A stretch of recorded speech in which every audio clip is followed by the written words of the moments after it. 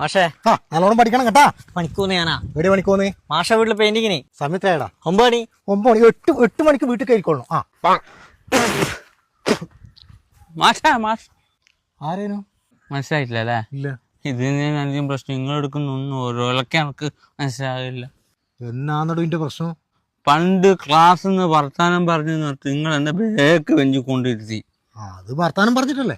അന്ന് ഞാൻ ബേക്ക് പോയാ ഇനി ഇതുവരെ ഞാൻ മുമ്പിലേക്ക് വന്നില്ല. നിങ്ങൾക്കറിയാം ബസ്സിലെ ക്ലീനർ പണി എനിക്ക്, അതും ബസ്സിന്റെ ബാക്കില്.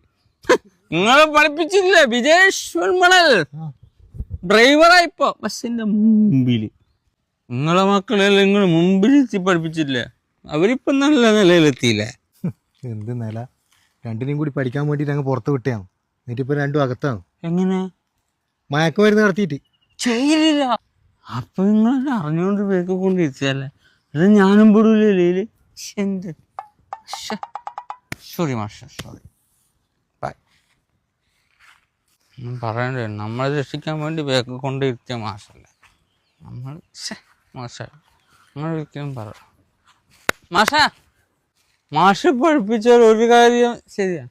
മാഷ് പറഞ്ഞില്ല ഭൂമി ഇങ്ങനെ കറങ്ങുന്നു, ഭൂമി നല്ലോണം കറങ്ങും. കണ്ടാ മാഷ് സ്വിച്ച് ഓഫ് ആക്കും.